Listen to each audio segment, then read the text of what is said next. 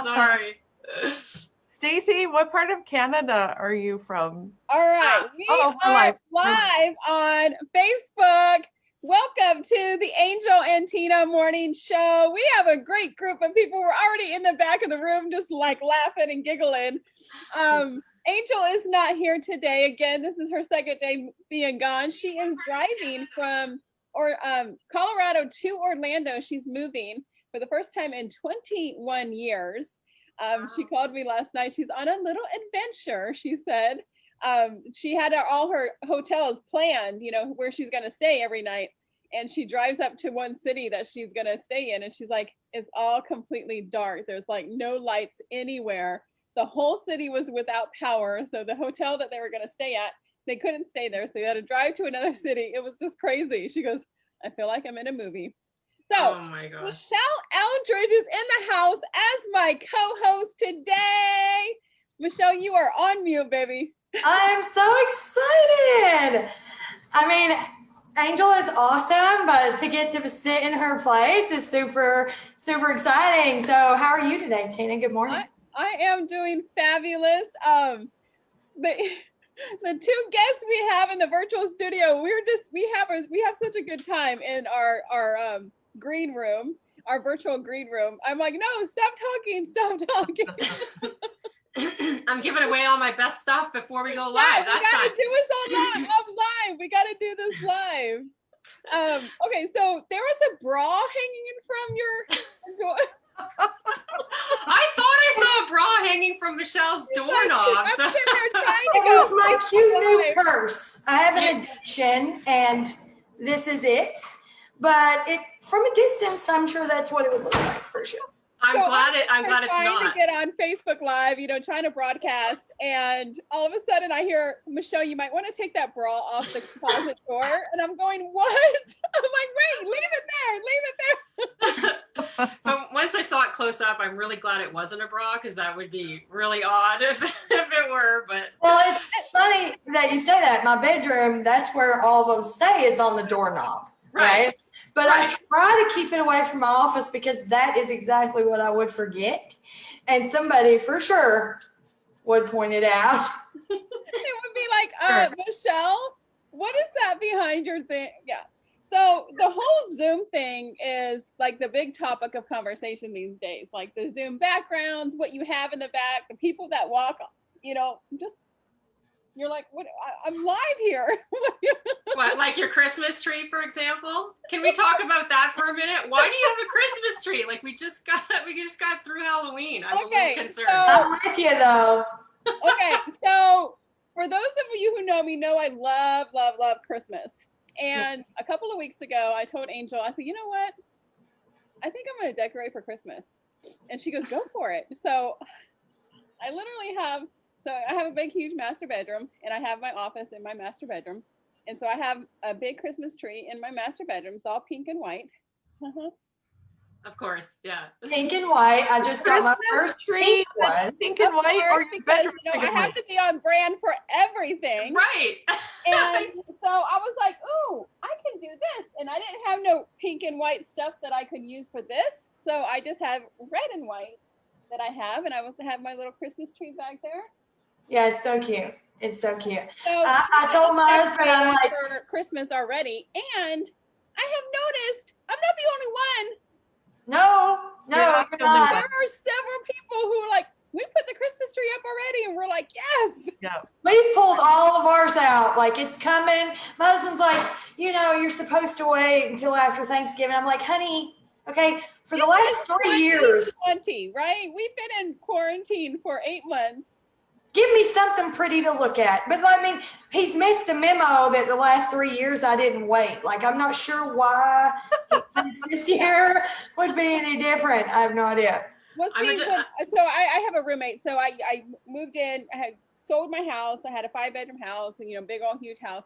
And I have 5 Christmas trees in my house. So it took me like a good week to get everything decorated. So I always started like the first or second week of November, because the week of Thanksgiving, you can't do anything the week of Thanksgiving because you're prepping for Thanksgiving.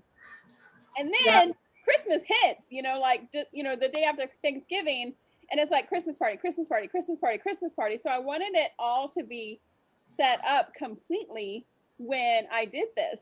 And so I would always do it the first or second week of November. And my kids would be like, Mom, really? Do we have to have 5 Christmas trees? Mom, really? Do we? Like, because they would have to take all the totes out of the garage for me. Well, you don't have to help me decorate. Just get the totes out.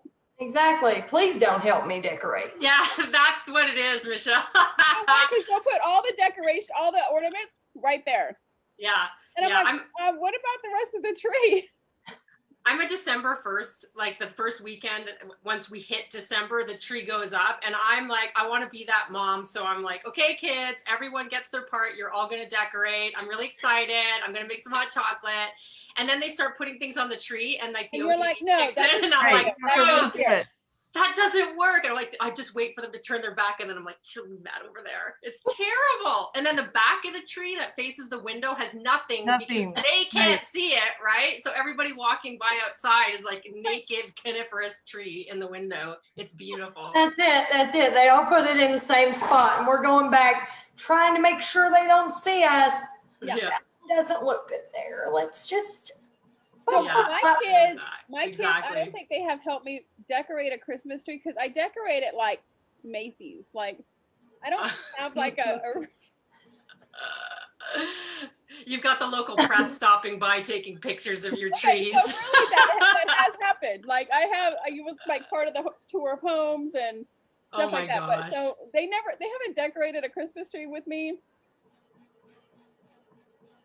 probably since they were little.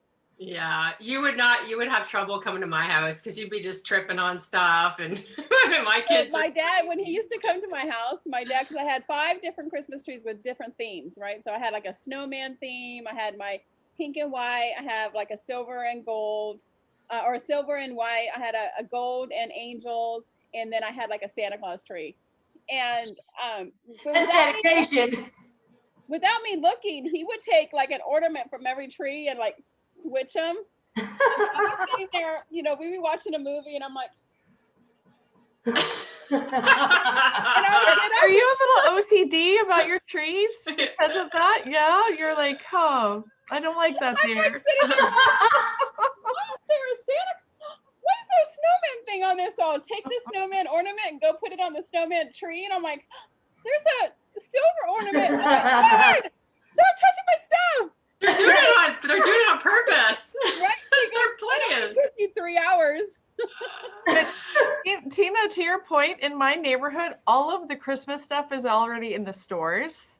It's in the stores everywhere. So it's been in the store. You're not the only one who is like, you know what, this year's not been what I wanted, and I'm gonna brighten it up. I just think that we all needed a little bit of joy and happiness. Yeah. And if the Christmas trees and the lights and the sparkly, if it brings you joy and happiness, then do it. That's what I told my husband. I'm like, you know what? It feels good. I like to look at it. So I'm going to do it. Right. And my daughter, she's 4. So of course she wants it to happen. Let's do it. Can I have it? Right. Yeah. Ever since I've mentioned it, which was a mistake, I learned to not mention it earlier than I was actually fixing to do it. Are we going to do it today? How about now? Great. Yeah. Be careful unless you're serious. Yes. I always threaten. None of you guys are decorated yet? No. Not yet. No. But I've threatened to put up the Christmas tree, and then when Christmas time is over, we always take our tree down the second week of January. It's just tradition. Yeah. Take all the decorations off, and then I'm like, why don't we just leave it? And then when Valentine's Day comes, I'll just decorate it all pink. When Easter comes, we'll just do all pastels. We'll just leave the tree up, and then we'll decorate for the celebration. Because for me, it's actually taking everything out of the attic and then undoing it all and cleaning it. That's the part I hate. Right. So if the tree is just always up, I'd be all over it. I'd be game for that. Right? Yeah. So I think I might do that. Well, that's what, didn't you say? Like your trees, obviously they were all Christmas trees, but they're different. I don't see why I don't do that myself. She said to keep it up all year round. So to do like this, put red and pink on there for Valentine's Day. for March, do like a St. Patty's Day, whatever. Yeah. Stuff. And then she said you can do flip flops in the summertime, or like what did else she say? Oh, lemons For sure. And then you can do like a fall tree and a Halloween tree. Yeah. And I'm like, oh. Decorate it up from a birthday, do Well, it all so up. Why have I not? That's My such a birthday great is idea. 5 days Stacy. after Christmas, so I always get gypped for my birthday. Always. Your birthday's when? Right after Christmas? 5 days after Christmas. Brutal. And Brutal. So I always get yeah. gypped on my birthday. Everybody forgets my birthday. I've never had a birthday party because everybody was gone. Aw. Always at their grandma's house. Nobody had money. Everybody was like broke, so I didn't get hardly any presents. So from December 1st to December 30th, I like celebrate all year long. I make sure this is my birthday month. Like, yeah.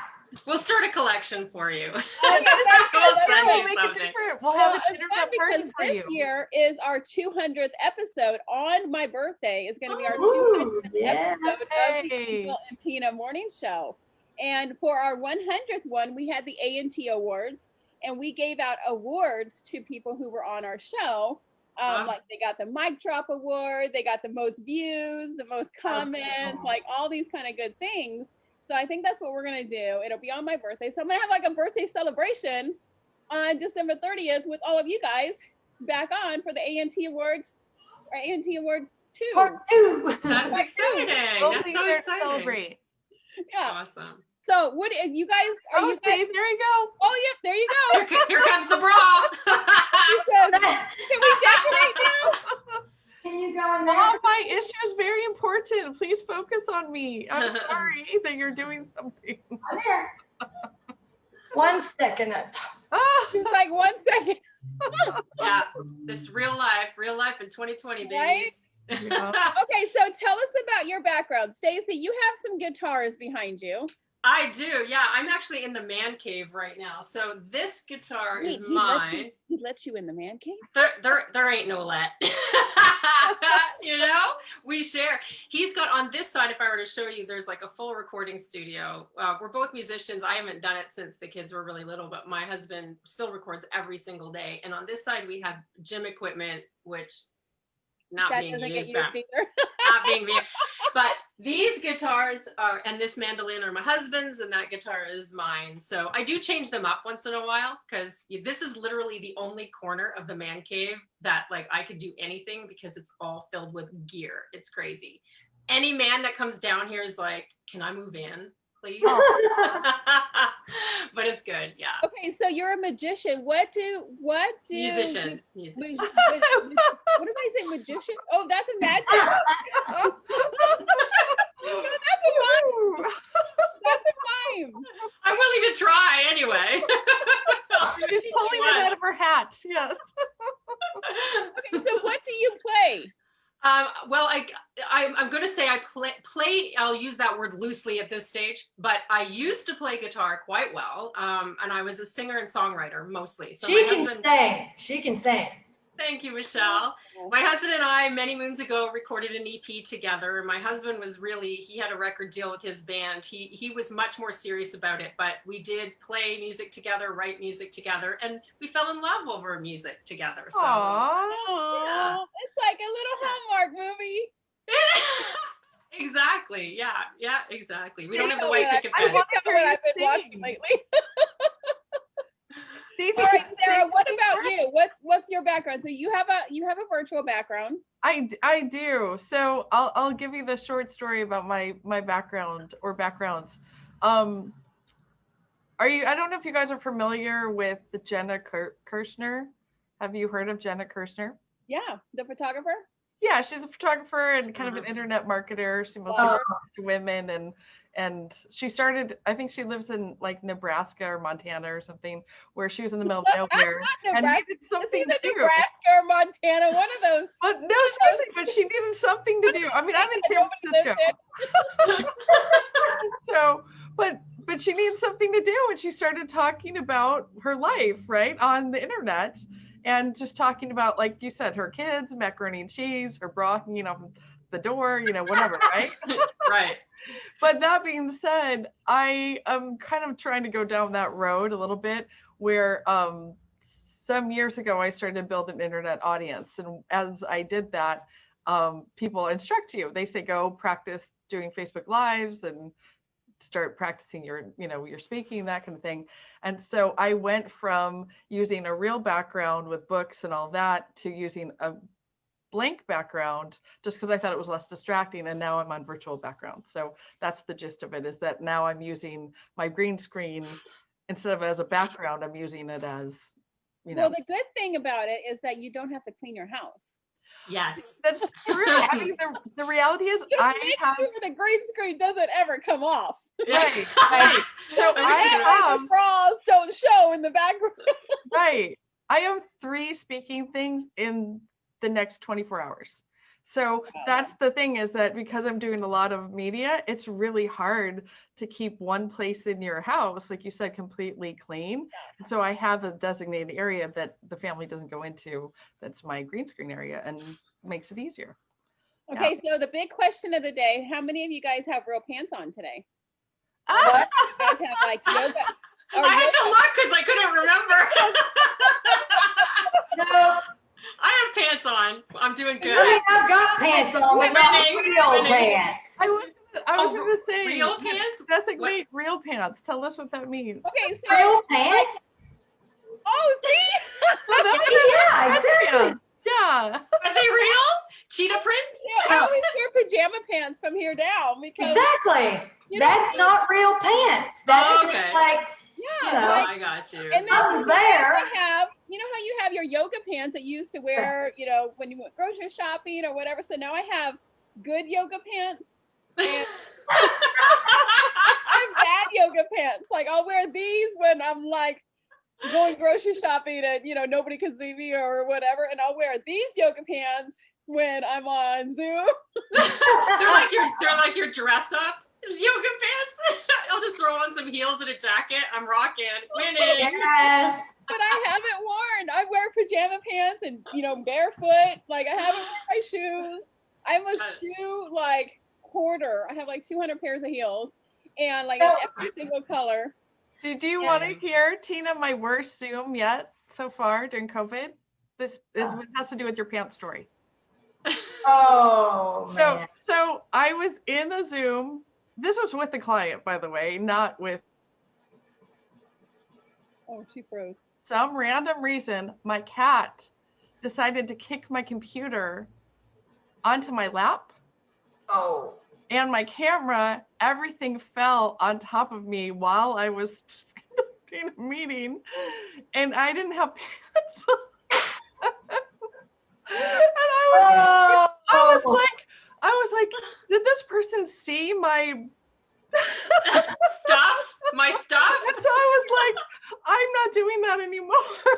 Oh my God. And I have no idea why all of a sudden the camera, everything started coming this way and then flipped right on my lap. Okay, so I think it was Michelle. Didn't you say the other day on Facebook that you went to the bathroom and you had to make sure you weren't on video? It's so, you get so used to that. Yeah. And I had my phone and I went to the bathroom and I'm like, all of a sudden, like, I'm really self-conscious. Like, You're whoa. getting panicked. You're like, oh shoot, am I on Yeah. video? Yeah. And then I'm like, oh man, what am I doing? Like, I've been on way too many Zooms. Right? And you have one more thing to look forward to when they get older, Michelle, because my daughter is 10. And so now I literally have to be careful because she's on video with her friends. And so I could be like ranting about something in the kitchen. I'll be like, I don't like it when so-and-so or whatever, right? Or maybe I'm like, Mom, I'm on Zoom class. Right, exactly. or I'm not dressed appropriately. She's like videoing me to her friends. I saw this TikTok the other day and it was like this guy, he's listening to all this music and it's cussing and it's, doing all these things.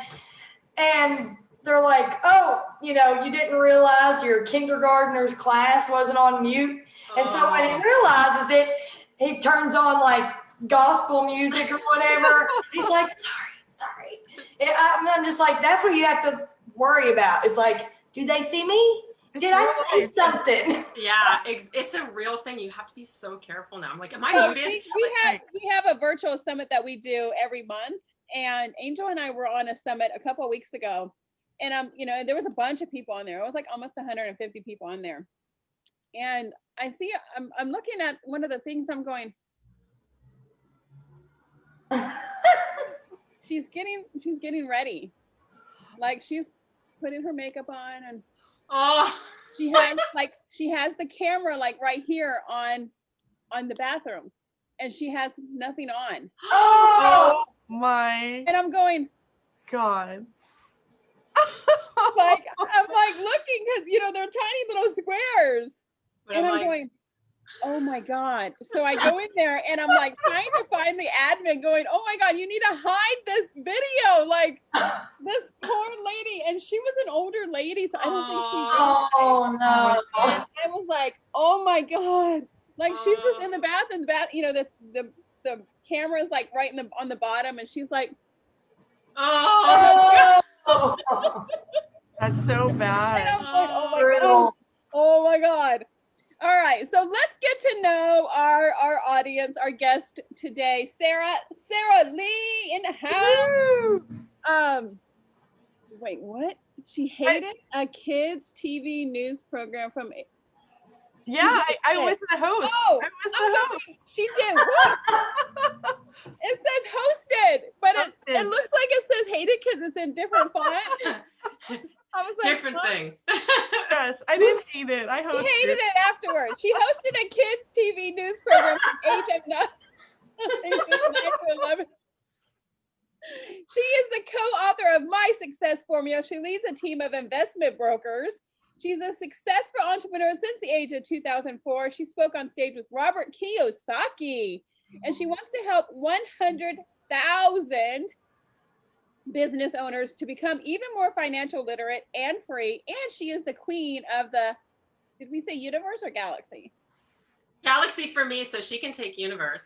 Okay. She's the queen of the galaxy because we didn't know if galaxy or the universe was the top. So Right. she was like, I don't know. There either. you go. I'll accept either one. So if you know which one is like galaxy or the universe, whichever one is on top, that's Sarah. I mean, that's Staci. She's taking the top one, and Sarah can be the bottom. Yes, I'll be the junior. So Staci, tell us a little bit more about yourself and what you've been up to the last couple of months during quarantine. Are we talking about Staci or Sarah? I mean, Staci, I keep looking at Sarah.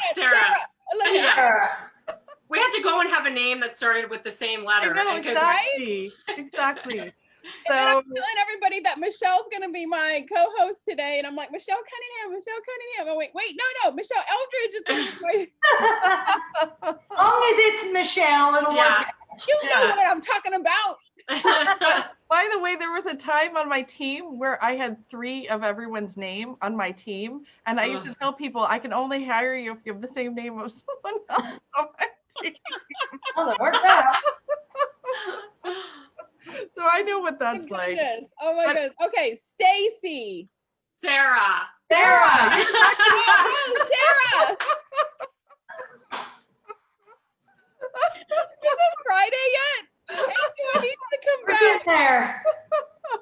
Angel, I need you to come back. Oh my God, that's so funny. All right. So what can I say that you didn't already say? I'll tell you really quickly about the kids TV show. So when I was a kid, we had this nonprofit and they wanted to teach kids media. And they had this idea that a station could be run by children under the age of 15.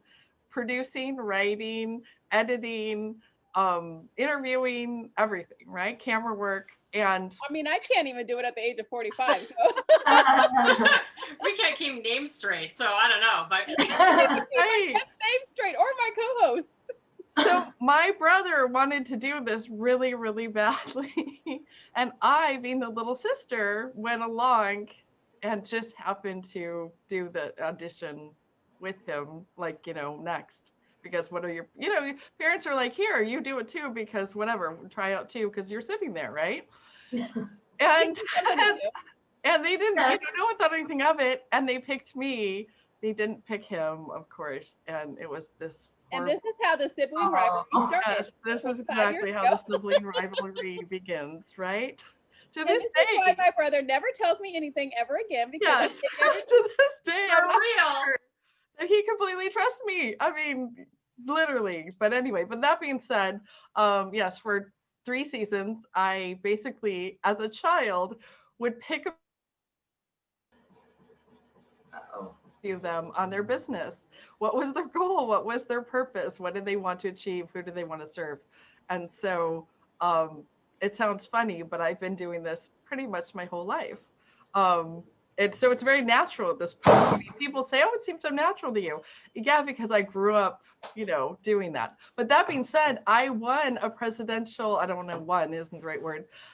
Presidential citation because it was a successful endeavor. Eventually, actually, and now I'm going to date myself. That's what basically became Nickelodeon. So just they took the running those shows away from the kids, but they basically copied it and turned it into a version of Nickelodeon. So we actually were on like a bunch of shows basically like That's Incredible and all these kinds of things. We were highlighted because we created an industry basically. So yeah. So there you go. Wow. That's so cool. Wow. That is cool. And so that being said, my dad, by the way, was a city councilman.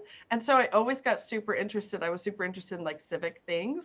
And so because I was reporting and my dad was a city councilman, I could go anywhere and do anything. I hate to say it, God forbid, I could go buy cigarettes. I mean, I could do anything as a kid because they were like, well, we'll ask somebody who knows you because I was so visible.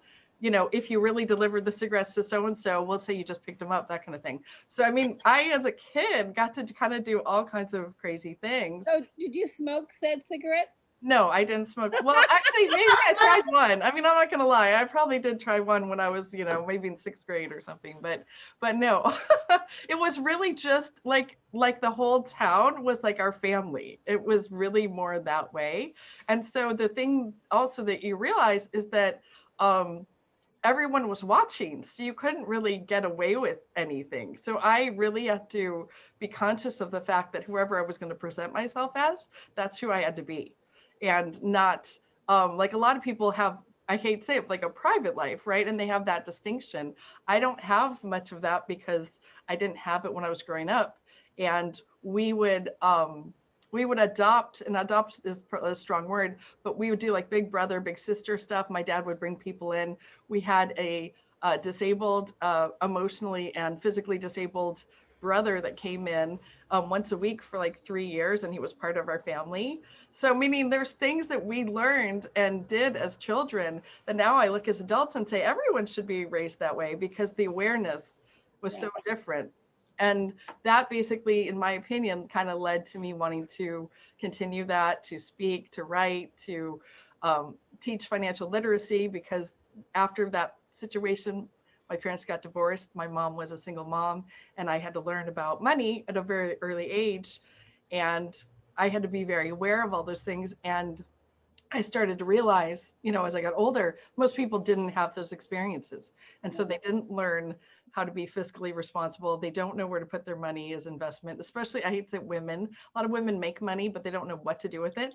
And then they're embarrassed to admit that they don't know, so they don't ask for help, So that kind of became my thing, if that puts things in perspective. Because certain people are like, how'd you get all this stuff done? I don't get it. And I'm like, I started, I started at the age of 9. Yeah, and when people say that as a joke, but I mean it like. We're like, no, really.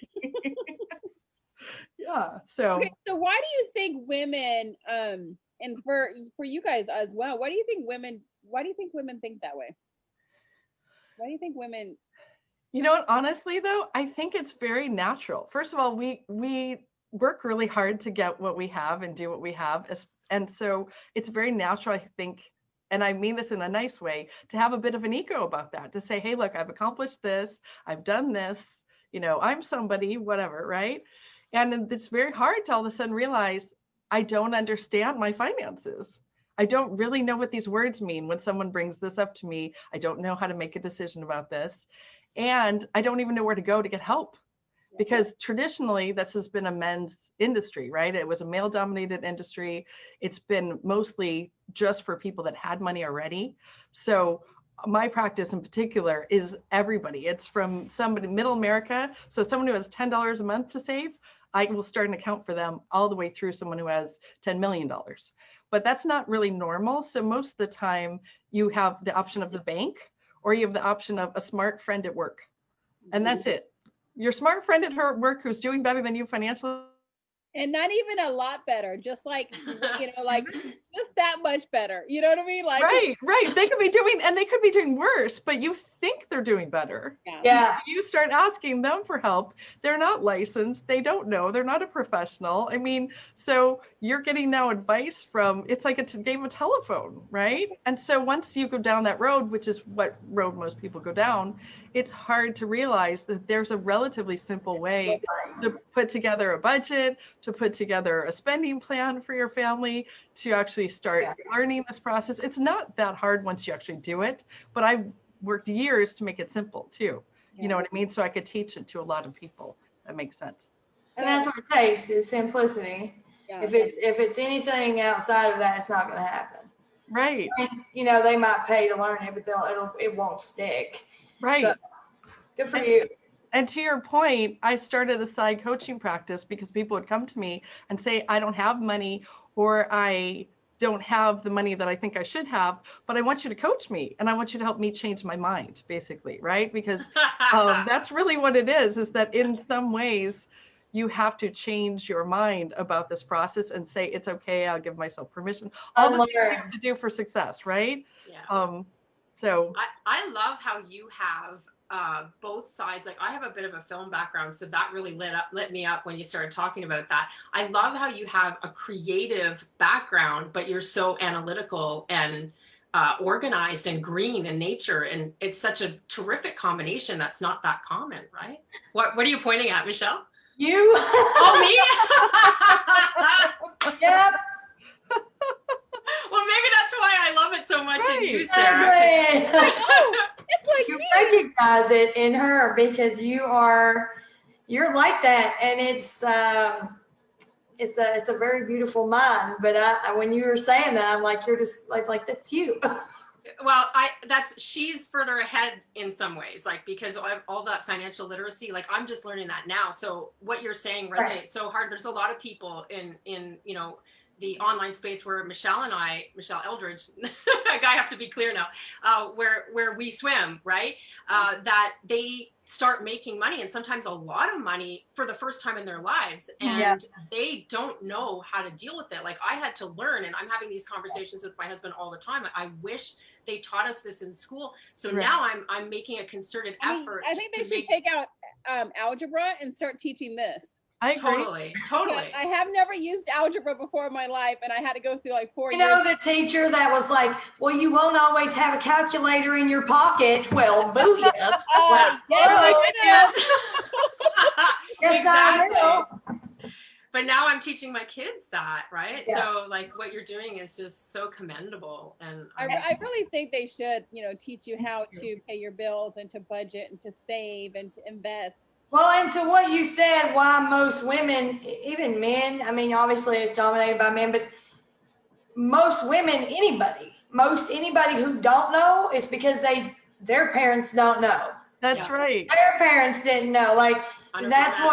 that's what it amounts to. You know what you're taught. And if they don't know, they can't teach you something they don't know. And actually, it actually weirdly gets worse in the sense that in the 80s, interest rates were like 15, 18, 20%. And I'm just going to kind of lump everyone together age-wise, meaning I'm not saying we're all the same age.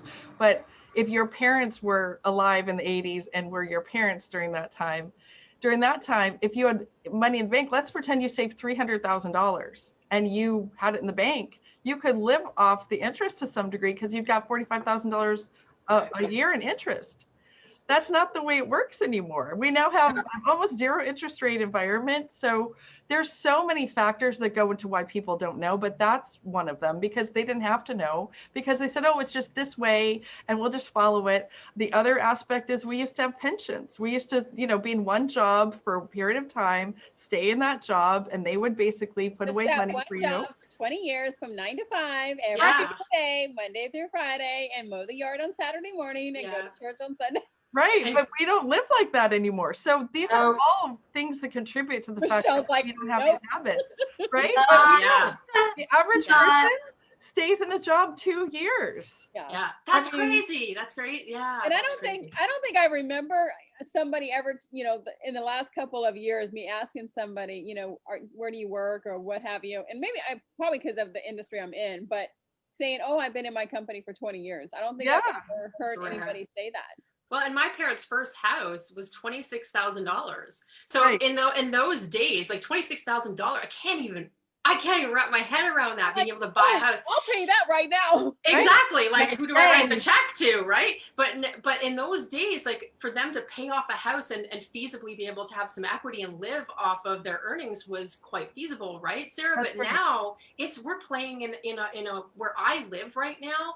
Just to get into a starter home, you're looking at $600,000. Yep. Like, so it's a totally different environment. It's Right. crazy. Yeah. I mean, With that being literally, said, let me take a quick commercial break, and then we're going to come back and ask Stacy this Staci, not yes, yeah. that's easy. about where she lives and why it's going to take her, why it costs $600,000 for her house. So we would like to thank our sponsor, ZTV Network, our award-winning producer, all of your on-demand networks. If you have a content TV show podcast and you ever thought about hosting your own show, you can schedule your discovery call on beonztv.com. That is beonztv.com. You can get it's syndicated on all these platforms like the Angel and Tina Morning Show is. Our other sponsor, Sonic VA. If there is too much on your to-do list or you're doing too many things that's not in your zone of genius, you can hire out a team of VAs. They will give you 10% off your first 40 hours of VA service when you mention the Angel and Tina Morning Show. So go to sonicva.com. That is SONICVA.com. Write that down. I'm looking for my pen. We all need that. sonicva.com. Mention the Angel and Tina Morning Show, you get 10% off. Do what you do best and hire out all the rest. And Bliss by the Lake Boutique here in North Carolina, our clothing sponsor. They ship all around the world. They have truck shows every Friday, and they have some fabulous fall clothes coming up. We're going to get our fall and winter wardrobe here pretty soon. So Bliss by the Lake Boutique, Sonic VA, and Zonder TV Network are our three sponsors. So we want to thank all of them. Whoop, whoop. And of course, our amazing guest and my great co-host, who I was so excited to be my co-host today. Her and I met a couple of months ago when she was on the Angel and Tina Morning Show. And we just hit it off right away. Yeah, I mean, I think you can't do one of these things around you guys without laughing and having a good time. And then once you're connected, you just are. Like, I can't imagine like not being connected. Yeah. It's infectious. It's Right? infectious when you're around people who have they're vibrating on a higher level. You want to be around that, and you recognize you know what's in you and somebody else. You want to cling to that. I love And that. so it's too, easy because for me. You came on and you were like, let me interview you in front of my people, and Yeah. and so you're like me, like I'm like, let's get you on the Angel and Tina Morning Show, and let's get I know this person, You're let me introduce connectors. you here, and Yeah. You I'm know? just like this Yeah. connector, and I love doing that. But Same. Stacy, Yeah. Yeah. For real. the Galaxy Stacy. Tell us about you, what you've been up to, who you are, and then also let us know where you're from, because inquiring minds want to know why we would have to pay $600,000 for a starter home. Oh, well, I know that's crazy. Like, I mean, you can get starter homes for less, but I live in, location. I live in a really nice place, like a nice area that's really sought after. And so what we could sell our home for is so not what it's worth. It's ridiculous. Like, people are selling, we have what it is kind of like a New York walk-up, a brownstone kind of style, and they're going for over $1 million. It's ridiculous. There's no property. It's a postage stamp. Yeah. but it's because of where we are, right? So, I mean, it's crazy. But yes, my name is Staci Hall. I live in Canada. I'm just outside of Toronto in a town called Oakville. And so I grew up actually in Northern Ontario, a very isolated little border town that bordered on Michigan. My whole childhood, the most exciting thing I ever did was take part in the Traverse City Cherry Festival. We did not have a lot going on. Can I just say that? Right? So my parents divorced when I was really young. I was 7 years old. So I grew up in a small apartment with my mom and my sister, not a lot of pennies to rub together, but we made the best of it. And I was one of those people who, we moved to Southern Ontario when I was in high school, and subsequently went to school in Toronto. So that's how I kind of made my way over this direction. But I was one of those people who never really could feel like I fit in. I remember when I was really young, I used to tell my mom all the time, Ma, I feel like I'm living in a different day than everyone else all the time. Like I'm watching what's going on, but I'm kind of outside it. And it wasn't like I felt bad about it. It was just more like an observation.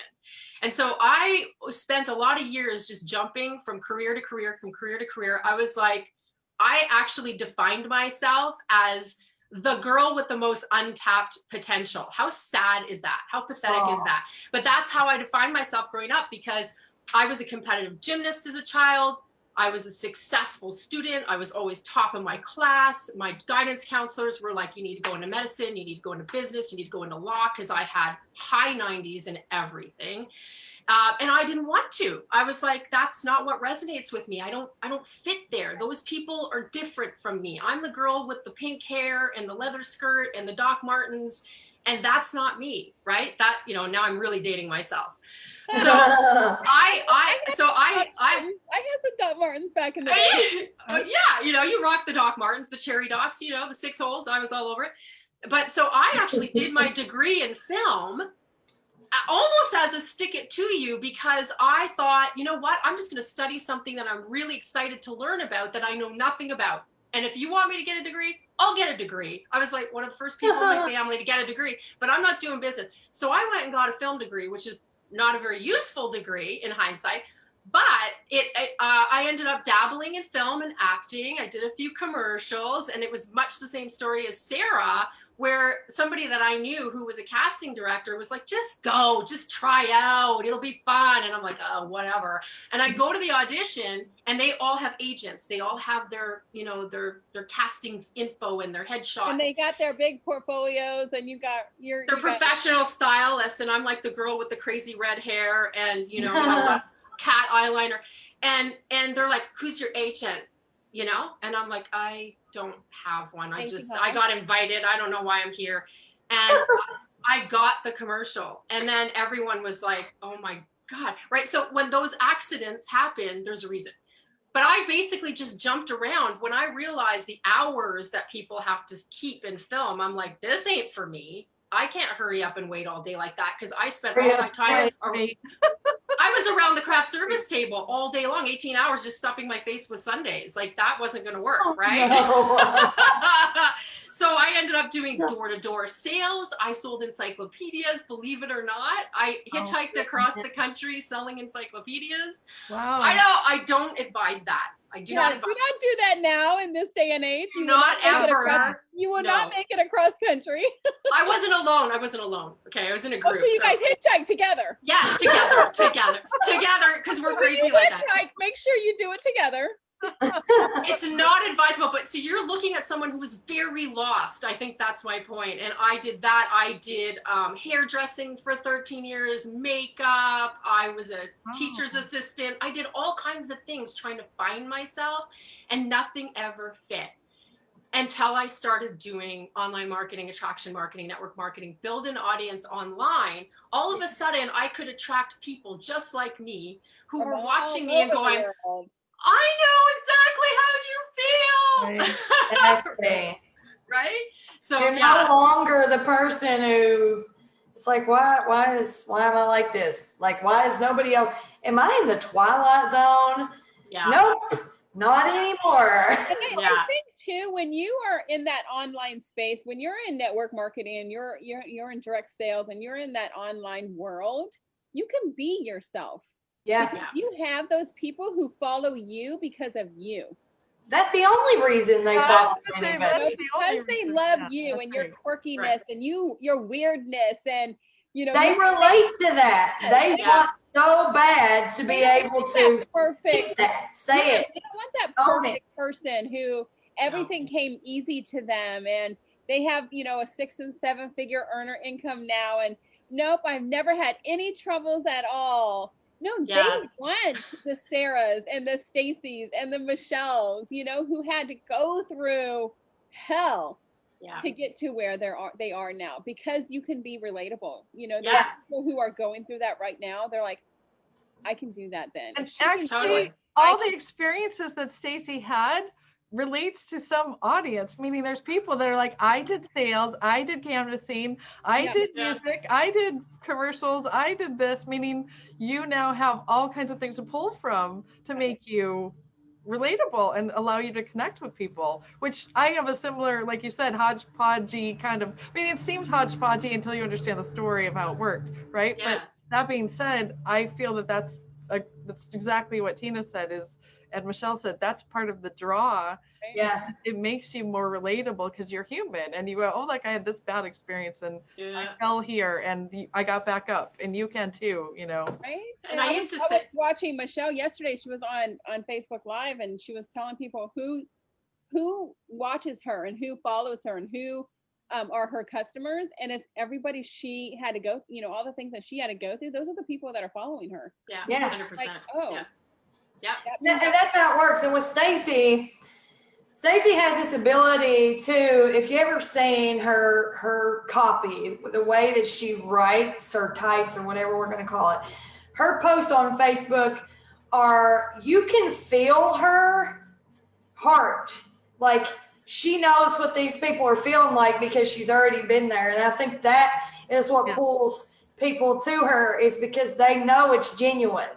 It's not some typed up, hope this sounds real good, right? Like, no, it's, I hope it sounds good, but if it don't, it's going to touch the person it was supposed to. And it ends up being felt in a way like she really has that gift. And like, I know Staci, I get to work with Staci. So I was glad to be co-hosting today when Staci was on. I was Yeah, excited like, too. she asked me who was the guest today. I'm like, oh, this person. She's like, oh, I know her. Yeah, very exciting. It's so true. My nickname is the Genuine Connector. My team made me a plaque that says the Genuine Connector, which is so sweet, because that's what it's all about. Like, I discovered through my journey that all anyone really wants is to feel like people see them and understand them. And I think sometimes when people come into the online space, they make the mistake of trying really hard to get an audience to understand who they are. Yeah. And that's backwards. When you flip it on its head and you realize that your calling is actually to understand them and to make sure that they feel heard and that for you to be vulnerable enough to share your stories.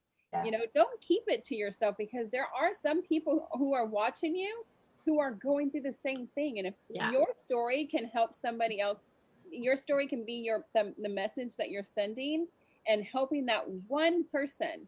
Yeah.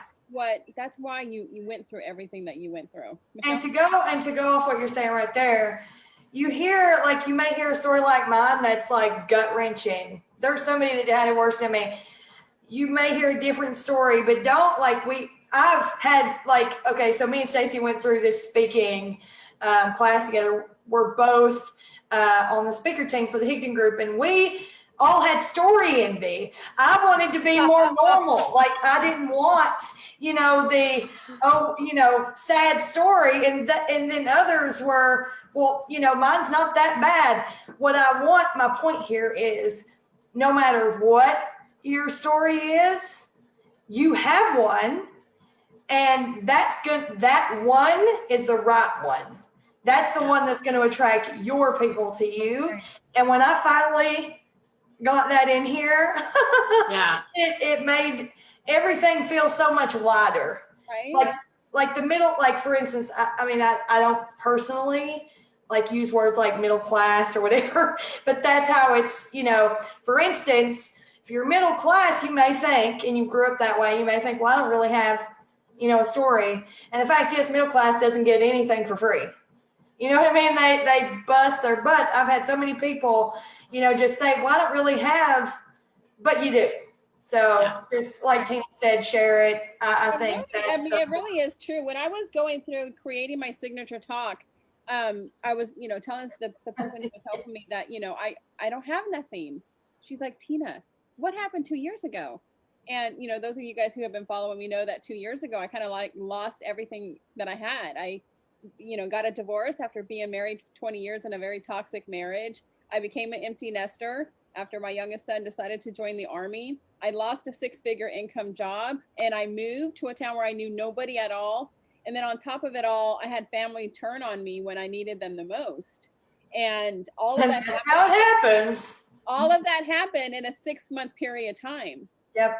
And I fell into a very bad depression. And I was like, I don't want to tell people that. Right. And she was like, but you got out of it. Like, so how did you get out of it? And I'm like, well, I took my Bible and I got my journal and I started writing. And she goes, and then what did you do? And I'm like, well, then I wrote a book. And she goes, I got nothing. That's not a normal thing, by the way. What kind of book did you write? I'm like, a gratitude journal. And she goes, and what happened? I'm like, it went number one on Amazon for 16 weeks in a row. And she goes, that's your story. That's your story. That's right. That you lost everything. Yeah, you don't even know what story envy is, Tina. You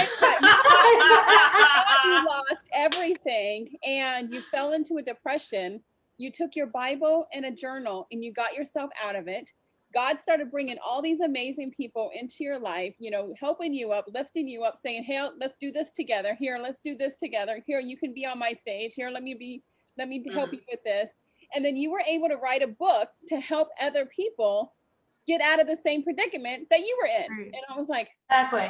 oh, that's it. That's it. Like, oh, and so then and I was like, but nobody's gonna relate to that. Yeah, nobody gets all that. She goes, Tina, people who are divorced are gonna relate to you. People who are empty nesters are gonna relate to you. People who have ever lost a job are gonna relate to you. You said that your son went into the Army. People who are in the military are gonna relate to you. People that have ever been depressed, which is almost everybody. Well, that's it. Relate to you. So people who lost everything or who thought they lost everything are going to relate to you. You said you got the Bible and a journal. People who are Christian are going to relate to you. And I was like, oh. It's the emotions too. Like a lot of people, like one of the things I had to learn when we were doing speaker training is because I definitely had speaker envy, and I've been through a lot. But story envy. I've been through a lot, but I never really looked at that as me being a victim of it. Like to me, it was just life, and so I never really looked at the totality of it. But what stuck out for me is it's how you feel. That's what connects with people. It's the feelings that you had when you went through all of that that connected you with your audience. Not people get focused on, well, I never had the red car, I had a green car, I lived in a 2-story house, not a bungalow.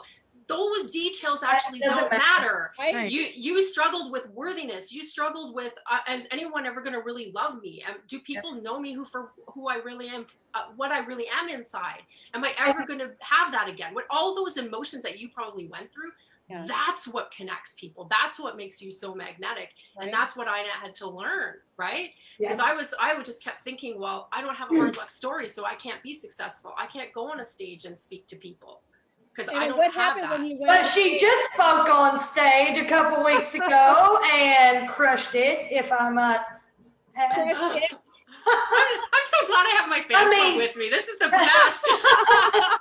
Pat Quinn even said it was amazing. And I don't know if y'all know Pat Quinn and Pete Vargas, but if you don't, you should. I mean, if Pat says it's good, you might as well just put your own crown on and chill because you're in there. That was definitely a nice moment. When you first say your story and you share your story on stage, when I first said that, I had so many women come up to me. Yeah. Afterwards, of course you have to go to the bathroom. You're like, just either throw up or to pee, whichever one. And I had all these people in the bathroom going, oh my God, thank you so much for sharing that. I've been following you for a long time now. I never knew that about you. And I went, Right. oh. Awesome. By Yeah. the way, I'm struck by how similar, Michelle, I don't know your story that well, but I'm struck how similar this is, I think, for most coaches and most people that do this, because I have a similar path in the sense that when I wasn't making enough money and I started going after like coaching more and I started getting trained by coaches and speakers. Do you guys know who Mark Usick is? Who? Mark Usick. He's a hypnotist, kind of hypnotherapist of sorts, but he's I'm also gonna have to look that up too. I'm writing it down. He does a lot of NLP stuff. yes, he does Okay. NLP. Oh, He okay. also does entertainment Him hypno Him stuff. and Yolanda were on our show one time. Cool. Okay, Oh. so you know who he is. So here's the thing. So I went to an event, I saw the speaker, and I didn't know Mark at the time. And I looked at the speaker and people mobbed him after his talk, right? Mobbed him. And I went up to Mark, not knowing who he was, and said, that is horrible. I don't think I could ever do that. And That's horrible. right. And he was like, what? And he was looking at me, he's like, what?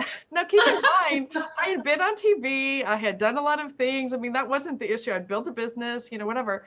It was just that idea of like, you speak and everyone's touching you and you can't even move and this whole thing. And I was like, oh, I wouldn't want that. And I said that to him. I said, and he goes, oh, you wouldn't want that. And I said, no, I wouldn't want that. And he thought I was joking. And he then went up on stage. And I didn't know he was like one of the presenters. So I was And sitting. then he brought you on stage, right? right? Right? Here's the problem. He thought I was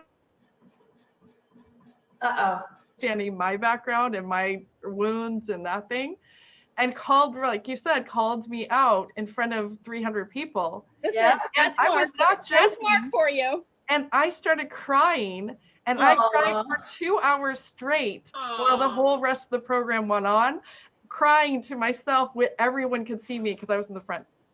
Oh. He was so embarrassed and so like humiliated because he thought because I had done a lot that I had dealt with my feelings about myself, for lack of a better way of saying it. Yeah. I had those same feelings of I really have nothing to talk about and whatever. And in the end, I mean, several years later, when I realized why I was crying and the whole thing, I would go to events and someone said, you need to tell your story to one person and do it until you don't cry.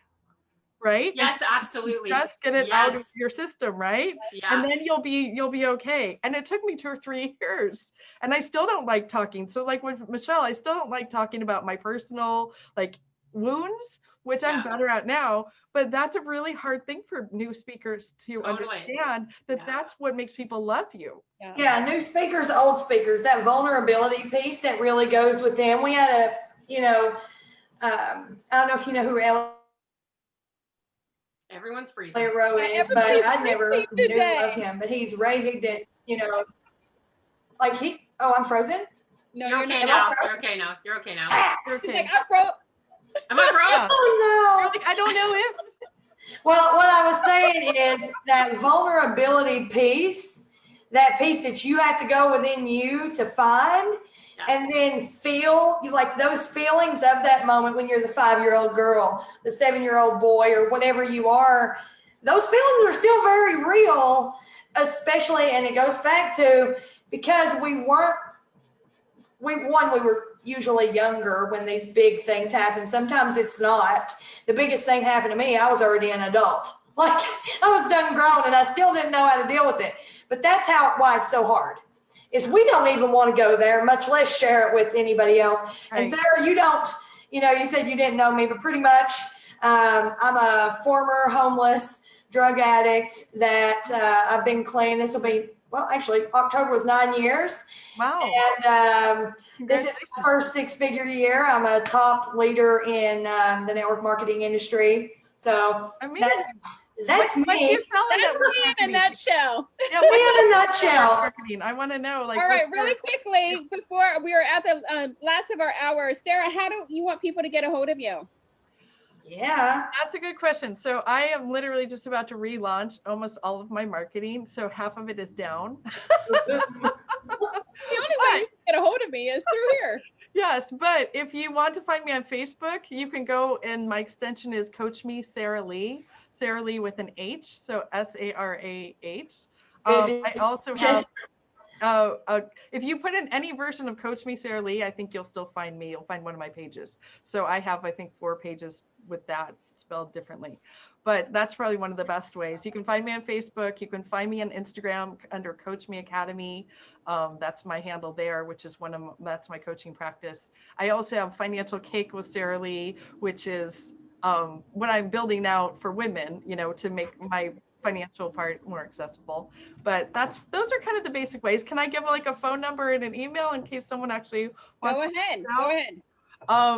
So you can call my my office, which is 415-513-5142, or send me an email at Sarah, SARAH, at Coach Me Academy. Those are probably the easiest ways to get a hold of me. Awesome. And then what about you, Staci? How do you want people to get a hold of you? Yeah, so I live on Facebook. So if they want to hit me up on Facebook, you can definitely hit me up on Facebook Messenger, which is m.me/Staci D Hall. That's my middle initial, D for Dawn. Or they can just look me up, Staci Hall on Facebook, hit me up there. I'm also on Instagram, The Real Staci Hall, and it's spelled STAC. In case Sarah has the fake Staci Hall. Right. No, there's actually another Staci Hall in marketing, and we get tagged in each other's stuff all the time. She's actually not a network marketing leader, but she's an affiliate marketer, but people still get us confused. And so I went by The Real Staci Hall, and I'm STACI HALL. So I had that's why I went by the gratitude specialist, because there's a porn star by the name of Tina Torres. There's a Staci Hall porn star too, and mine, he's a guy. It's a guy. There's a porn star. Staci Hall. I'm not joking. Anytime anybody Googles Tina Torres, I'm like, that is not me. It's a real problem. I've got a big talking dig. to my marketing guy, and I'm like, is there any way to get on top of her? And he goes, Unless you you might want to rephrase that sentence. Yeah, you want to say that? Yeah, exactly. What? I was like, Yeah. I'm on Google. SEO. Yeah. Yes. Michelle, how do you want people to get a hold of you? And I appreciate you so much for being my co-host today. Well, first of all, I have to say thank you for having me. This has been so fun. I can definitely see why y'all do these every single day. They're so great, especially when the guests are always awesome. But so you can find me. I'm mostly these days, which is weird. Last time I was here, definitely not. But I'm mostly on Instagram now. Michelle Eldridge, MICHELLE, Eldridge. My Facebook is facebook.com/the Michelle Eldridge, and then the number 1. Super simple, but if you need me, can't find me any other way, you can email me, themichelleeldridge@gmail.com. Super simple. I love it. I love it. Well, you guys did so good today. Hey, Tina, where are you? Like, we need to know where you are. I'm going to tell you, but I appreciate you guys so much for being on today. We sure do miss Angel. She'll be back here on Friday. Sure. I'm Tina Torres, your client retention expert, otherwise known as the gratitude specialist. And if you're struggling with building your audience, finding the right clients, or even retaining those clients that you already have, I have a complimentary guide that'll help you grow your audience organically online and offline, connect and nurture those relationships, because that's what we all need, right? Connect and nurture those relationships authentically, and then take those relationships and turn them into paying clients. You can grab your free guide if you text the word connection to 26786. That is the word connection to 26786. Do you need that again, Michelle? I should have wrote that down too. I was just like, what do I do with my pen? Replay. Tina, you just reminded me. 26786. We are Angel and Tina on the Angel and Tina Morning Show, where we come to you live every weekday morning at 11 a.m. Eastern. We will be back tomorrow with Michelle Cunningham as my co-host. Thank you so much, Michelle, for being my co-host today. Staci and Staci, Sarah and Sarah. I could not get you guys straight today. It is Wednesday. Hump day. I'm so glad we're like almost at the weekend, right? You guys have a wonderful day, and we will see you guys tomorrow. Bye.